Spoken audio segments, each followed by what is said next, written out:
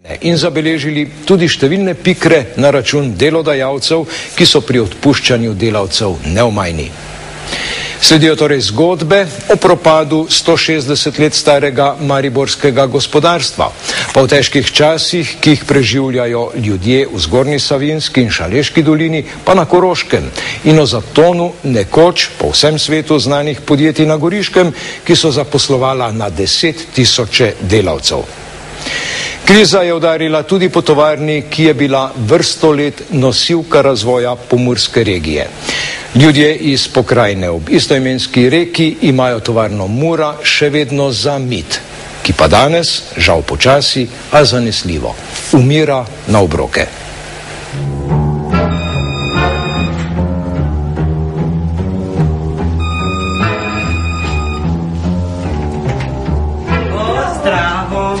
Kako si kaj delaš? Življen si razmišljal, kašmitla, kako si gvanca se dela pa. Aš pa, dolgo časa ne vem, ko ne delam. To se samo zašila? Ja. Dobro.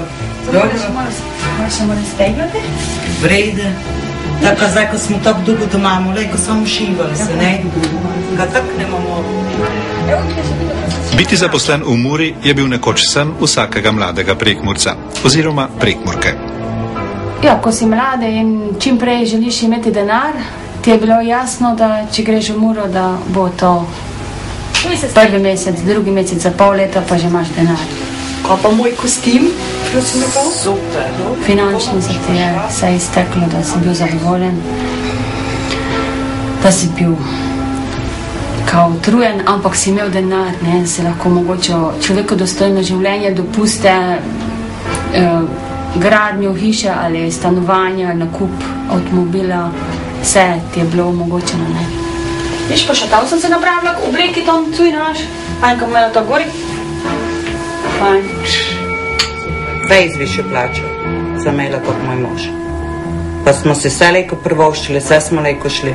Se pridno delal, se dobo lepo plačal, se bil zadovoljen, delali smo po noče, to si bil vse dodatno nagrajene, mislijo, lepe plače smo imeli, ko si lejko normalno življenje živo.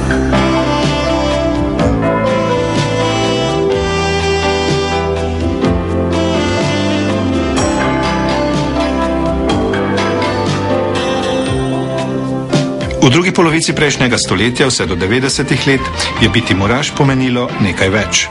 Imeti zanesljiv, ne samo kruh, ampak tudi zanesljiv socialni položaj, da je to pravzaprav takrat bila v prekmurskem Soldanu neke vrste elita, ne samo delovska, ampak elita, ki je pomenila ustvarjanje tistega, kar je za Prekmurje pomenilo izhod in dobro perspektivo.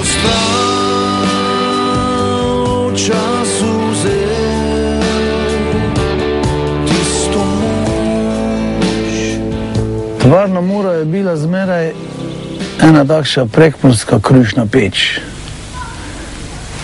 ki nam je dajala kruh.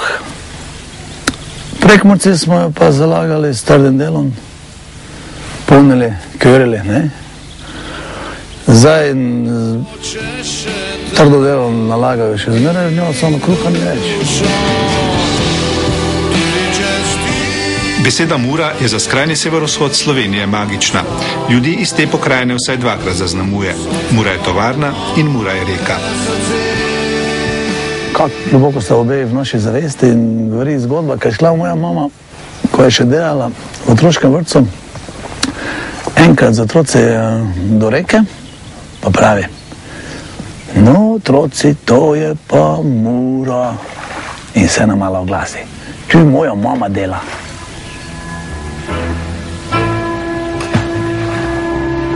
Ker se pač dostikrat govori o tem, da bi bilo najenostavnejše Muro prepustiti svoji usodi, bi rad rekel, da toliko znanja, toliko tradicije, toliko, bi rekel, neke genske pripadnosti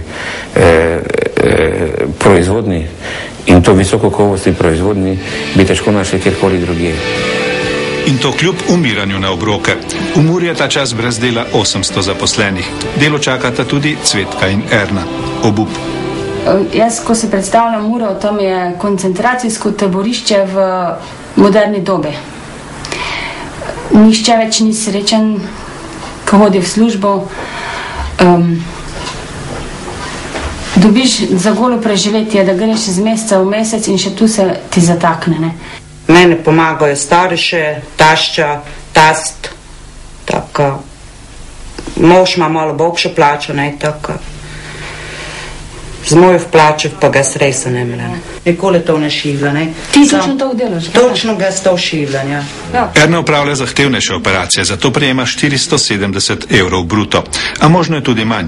Cvetki so ponudili sramotnih 450,84 evra mesečno. Kako sprejema človek tako ponudbo po 28 letih šivanja mure? Svoje sposobnosti, svoje zmogljivosti, svoje prizadevnosti, svoje... koliko vložiš v svoje delo, koliko se trudiš, koliko se prizadevaš na kvaliteto, se prizadevaš na pridnost, na prilagodljivost. To je nevzdržno. To je ponižajoče, s tem ne moreš preživeti. Delaš preveč, ko delaš, pa ne moreš preživeti.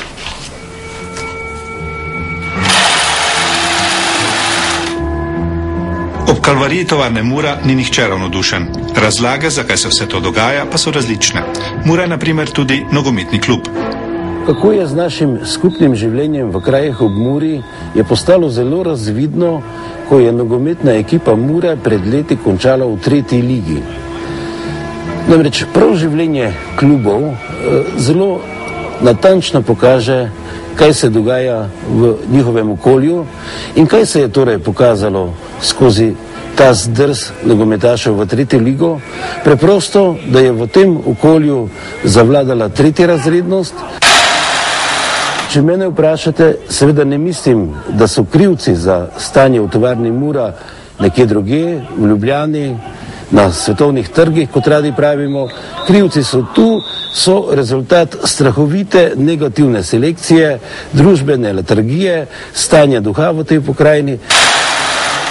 Mislim, da bo nogometni klub Mura nekoč igral v 1. ligi, da bomo imeli tudi prvorazredne vodnike, ampak takrat bo žal za tovarno Mura, za vse te delavce že zdavnaj prepozno in v tem je neka svojevrstna ironija ali cinizem. Nogometaši, direktori, politiki, tudi če so slabi, zmeraj preživijo, delavci pa zmeraj najebejo. Kaj si mislite o teh, ki zdaj Muro vodijo?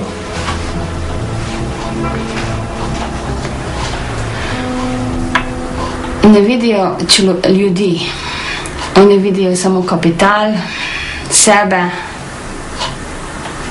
ljudi ne vidijo, kdo je ustvaril to podjetje. V bistvu bi trebalo menjati management. Pri delavcih ne moreš iskati krivice, ker je ni. In ne verjamem, da se ne da najti tudi v tej situaciji v Prekmurju ljudi, ki so sposobni Muro, mora biti ne takšno, kot je bila nekoč, ampak prilagojeno sedanjim razmeram, pripeljati na zeleno mejo. Zdi se mi nelogično, da ljudje, ki so v Muri delali, ki so mogoče celo svojo profesionalno kariero naredili v Muri, danes delajo za druge firme in v drugih državah. Mura je bila v prejšnji državi ena najbolj razpoznavnih slovenskih blagovnih znamk. In očitno bi se jo dalo še vedno zelo dobro tržiti. Celo pri sosedih, s katerimi se zadnje čase ne gledamo najbolj prijazno. Blagovna znamka Mura je še zmeraj blagovna znamka. Vprašanje je samo, ali se z nje zna kaj narediti ali ne. Na vse zadnje, tudi v sosednji državi, na Hrvaškem, predsednik Mesić dostikrat pove, da nosi Murino obleko, kar je mora biti v tem trenutku in v tem času zanimivo. Ali sada pozivati da se ne kupuje slovenska roba, da se ne kupuje hrvatska roba. Ja sam odmah stavio Murino odijelo da se vidi da je pozivam da u tom smislu ne idemo na zaoštravanje.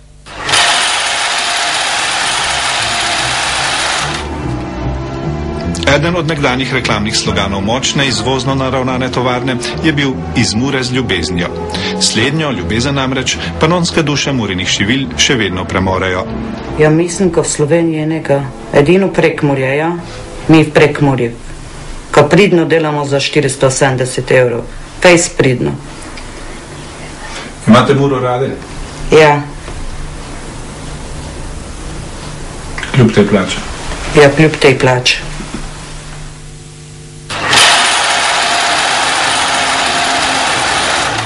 Tako zdaj sem malo bolj pod vprašanjem, kako naprej, če se bo res zgodil črni scenarij, ne, samo mislim, da je to tudi odgovor naših občinarov, naše države, naših predsednikov, da Prekmurje res ne more tako izginiti.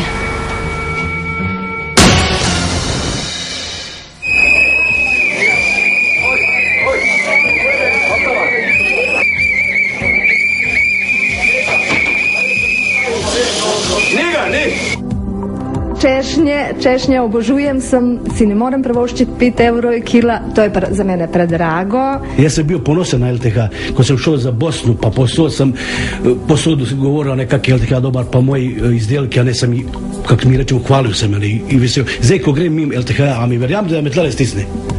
Najbolj me pojezi tist, kad dobiš domov reklamo za dopust, a ti še po en stran za kruh nimaš.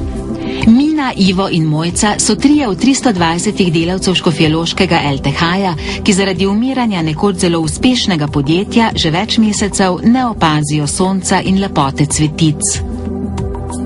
S kakšnim odrekanjem moš tist vražji kruh kupiti? Mojca in Branko Šajna, oba Ločana, z 20-letnim študentom Juretom živita v dvosobnem stanovanju v Groharjevem naselju. Branko je v LTH-ju delal 36 let, Mojca zadnjih 7 let.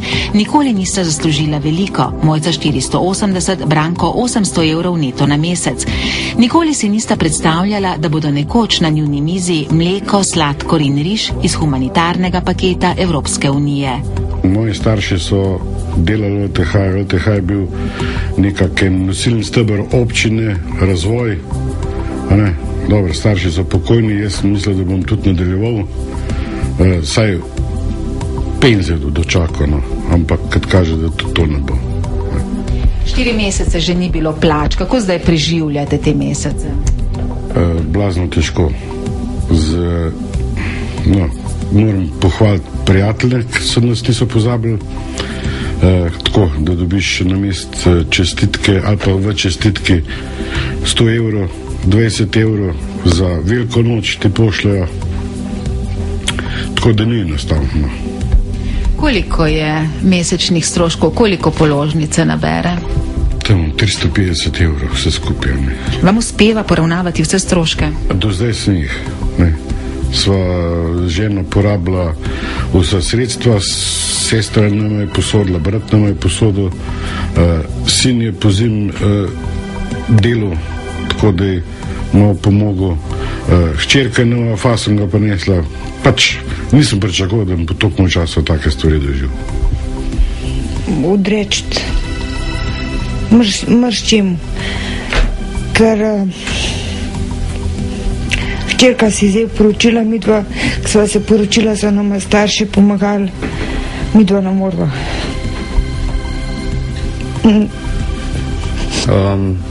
Ne vem, enostavno, kad bi nekaj manjkalo v družini, ker moramo se skupaj odreči, sicer se družina bolj poveže, ampak vseeno, ne vem, to ni to. Lih včeraj je bil primer, da so imela april pa maj so imela oba rojstni dan. Včeraj dobila v nabiralniku čestitko, notar pa nam je zdarila vsak 50 evrov. Razočaran sem nad državo, nad vsemi dobro plačanimi poslanci, ker nam tako lepo zakone krojijo za bogate, nesramne kapitaliste, ki so brez morale.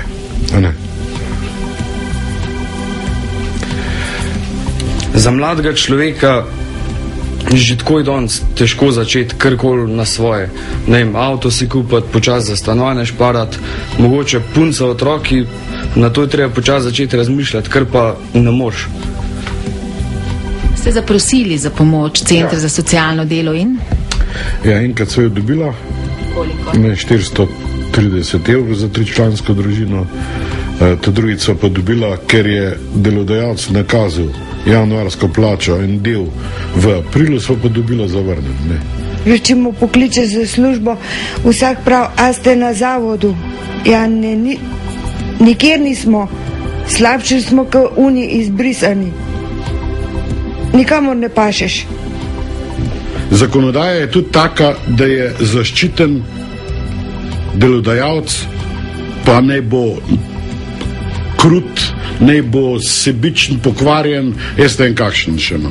Brez morale, on je zaščiten, mi pa ne smemo, ne vem, do svojih pravic prideti, ne. Nazadnje bo to pripeljalo resno do ekscesov, do nasilja, do ne vem kaj. Ana in Ivo Jurič sta v Slovenijo prišla iz Bosne leta 1975. Ivo se je takoj zaposlil v LTH-ju, Ana je v podjetju pustila 27 let. Nazadnje se je v LTH-ju zaposlila tudi ena od njunih 3 hčera. Dokler so bile plače, sta skupno domov prinesla okoli 950 evrov neto na mesec. Dovolj za skromno življenje v 38 kvadratnih metrov velikem stanovanju, zdaj niti položnic ne moreta več plačevati. Familija pomaga, prijatelji, ne, poj se pa znajdeš. Zaenkrat je to. Jaz pravim, dokler bom to imel, ko ne bom imel, bom začel kast. A veste, vok, kad je lačen, on napadavljen, ne. In prej se tudi, saj se redno dobivo, ne? Pa je smela razporedil. Težko je bilo, ampak se je shajalo zole, pa ne moraš. To pomeni zdaj, da vidva položnic ne plačujeta več? Ne, zdaj boš povedal še tole. Ne plačujem, je lahko, kar prejšnji teden sem se vzel od tega soseda tam jedem, a ne, da ga ne bom imenoval. Sem se posodil, sem plačal okrog 900 evrov, ne, položnic. Tako da familija pomaga, to sem ne vedel, kdaj bojo pomagali. Koliko sta potem dolžna sosedom, prijateljem? 3000 evrov do zdaj. Ker veste, brez denarja dosti ne možeš na WC, kak se reče, ne. Jaz imam vsega. Jaz pravim, begunje bo premehno. Koliko ljudi bo zdaj šlo od te depresije, od tega recimo napetosti. Cel noč spiš, razmišljaš, kako boš jutra, mislim, to su take zadeve, da človek to ne more pojasniti. Mina Crnalič se je iz Prijedorja v Slovenijo z možem priselila leta 1980. 29 let je delala v lakirnici LTH-ja, najprej za plačo 600 in nazadnje 500 evrov neto. Od leta 1990 je vdova, iz njenega dvosobnega stanovanja se je sin že odselil, zdaj pri njej živi še 28-letna hči, zaposlena v trgovskem podjetju. Čeprav je optimistka, prizna, da je težko. Ja, še delamo, brez plačila delamo še, ja. Kot varnostnica, ja. In kako je to, delate, hoditi v službo brez plače? Ni prijeten, zato ker ni nobenega vzdušja, ni nobenega, sam si sodelovcev, itak nimaš, ka si sam si gor in tak premišljuješ veliko cajta za premišljevati, tak da ni fleten. Težko, do zdaj sem nekako imela upanje in pravim, še zdaj pravim, mogoče bo, ampak zdaj se nekako vleče in res ne vem, a bo, a ne bo. Ne vem, a bo, kakšen denar, kdaj bo nakazan se, a ne, premišljuješ, a bo, pojma nimam, težko, no. Res se sliši ironično, a zdaj, ko je podjetje končno v stečaju in ko se je odprla pot do prvih izplačil, bodo LTH-jevci morda spet opazili sonce in cvetice. To je to, ja. Postajate pa neverjetna optimistka. Kaj pričakujete? Jaz skozi pričakujem, da bo, in jaz mislim, da bom v LTH-ju še nazaj šli. Zdaj, a bom jaz to res doživela, a ne bom, jaz ne vem. Jaz upam. Vsi delavci LTH-ja. On se bi najraje videli, da bi šli nazaj. In čim prej. Dela. Seveda. Če imaš delavce, saj imaš neko upanje. Zalev si pa brez upanja, nemaš nič. Kaj si ti zdaj želiš? Ja, prvo dokončati šolo, pa da vsi skup z tega, da nam reko, kva vam prišli. Tako da ena normalna familija, ki ima, ne vem, za položnice, pa je to, sam to.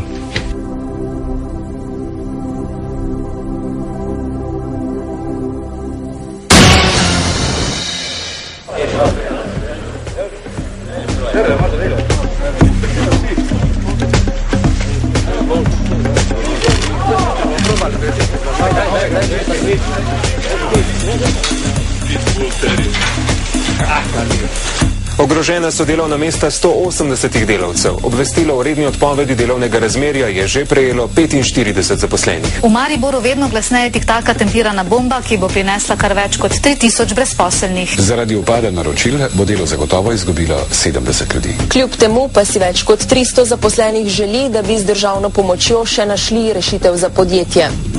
Takšne novice so znova del mariborskega vsakdana, a zavrtimo kolesje časa za dobrih 160 let nazaj. Po prihodu železnice v majhen podeželski Maribor so delavnice za popravilo lokomotiv in vagonov južne železnice, kasnejši TVT Boris Kidrič, že kmalu po začetku zaposlovale več kot 1000 ljudi. TVT Boris Kidrič je leta 1992 zaradi izgube južnega trga doživel stečaj in preoblikovanje. Ni bilo denarja, ni bilo službe, doma smo bili nekaj časa in tako da je bilo zelo tako naporno, bi rekel, obremenilno. Naslednico prve mariborske tovarne je nemški lastnik nedavno likvidiral in odpustil vseh 320 delavcev. Kapitalizmu pač tako je, firme nastajajo in ugašajo. Ta je pač ugasnila, ker so pač kapitalisti, lastniki našli drugi interes.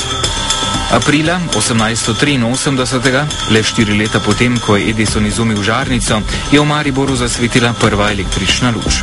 Prvo elektrarno, hidroelektrarno Fala, so začeli graditi leta 1913. Rasle so delavnice, raslo je mesto in do prve svetovne vojne je v njem živelo že več kot 30 000 ljudi. Nastala je tovarna dušika v Rušah. Tovarna dušika Ruša je dobro poslovala. Prekar videl, pa vseh drugih proizvodih se je ogromno delalo. Gradilo se je ogromno. Nove peči, nove obrati in tako naprej. Tovarna dušika Ruše je spomladi 2008 končala v stečaju. Brez dela v tovarni, ki je nekdaj zaposlovala 2000 ljudi, je ostalo še zadnjih 160 delavcev. Kak pogledam, jaz ko tu stanujem, pogledam pri okni, to je še vse prazno.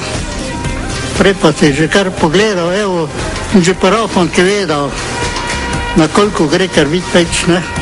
Ali gre na polno, ali gre na zvezdo, ali tak, ne? Zdaj pa tega ni, ne? Žalostno, ne? Tovarna Svati je ena najstarejših evropskih proizvajalk brusilnega orodja. Največji zlom v svoji zgodovini je prav tako doživela v 90-ih letih. Investicijska dejavnost se je takrat praktično izničila. Mi smo objekte imeli smo postrojenje, nismo pa imeli dela. Ne? Se pravi, mi smo imeli kapacitete, dela je bilo treba najti. Zaradi aktualne svetovne gospodarske krize je Svati odpustil pogodbene delavce in uvedel 36-urni delavnik. Drugo mariborsko kemijsko podjetje, nekdanja tovarna Zlatorog, danes Henkel Slovenija, pa krize še ne občuti. Ta firma še sedaj 650 ljudem, družinam daje kruh, zagotovilo in pa napredek. Zlatorog je bilo prvo mariborsko podjetje, v katerega je v začetku 90-ih prišel večinski tuj kapital in tako rešil podjetje. Menim, da so takrat potegnili zelo vredo poteze in da se je rešilo to, kar je bilo najboljšega in da danes smo tam, kjer smo. Mesto je pospešeno raslo tudi med svetovnima vojnama, ko se je začela v njem razvijati tekstilna industrija, zaradi česar je Maribor dobil naziv jugoslovanski Manchester. A nedavno je propadlo nekdaj največje mariborsko tekstilno podjetje, tovarna MTT. V glavnem ni se proizvodnjo vlagalo, ne? Prišlo je do slabih kvalitet, v glavnem nasplošno do vsega. Ja, vem se kaj, da se malo spomnim nazaj, da še kar veliko krat sanjam od tekstilne tovarne, pa od strojev, pa to, da je žalostno, da se ozremo po našem lepem Mariboru, pa ni ene tekstilne tovarne. Mariborsko lesno predelovalno podjetje Marles je bilo do leta 1990 največji izdelovalec pohištva in hiš na jugoslovanskem ozemlju. Po propadu v 90-ih letih se je preoblikovalo v več manjših podjetij, ki znova ugotavljajo velik upad naročil. Preveč je konkurence, ne vem. Mislim, da bi se mogli kar precej truditi, da bi ostala še ta firma. Mislim res, ker je res dosti konkurence, ne? Se pozna, da vsak ima v sebi neki strah, ne? Nikoli več zdaj ne moramo biti, da boš imel službo za celo življenje, ne? Tako kot je to bilo včasih, ko si lahko tudi menjaval in tako naprej. Ne? Tega danes več ni. Ne? Druga svetovna vojna je bila za mariborsko industrijo ena največjih prelomnic, saj se je vsa preusmerila v oskrbo nacistične vojske. Leta 1945 pa so industrijske objekte skoraj do tal porušili zavezniški bombni napadi. A jih je preživela tudi mariborska livarna Maribor, ki je bila v 90-ih letih prejšnjega stoletja ena največjih proizvajalk sanitarnih armatur. Ljudje vedno strahom gledali v prihodnost. Sploh, če se zgodi ena taka zadeva, kot se je mariborskem gospodarstvu zgodilo takrat. V mariborski livarni Maribor so zaradi krize že lani prešli na 36-urni delavnik in odpustili okoli 300 ljudi. Mariborska livarna kot takšna ima možnost preživeti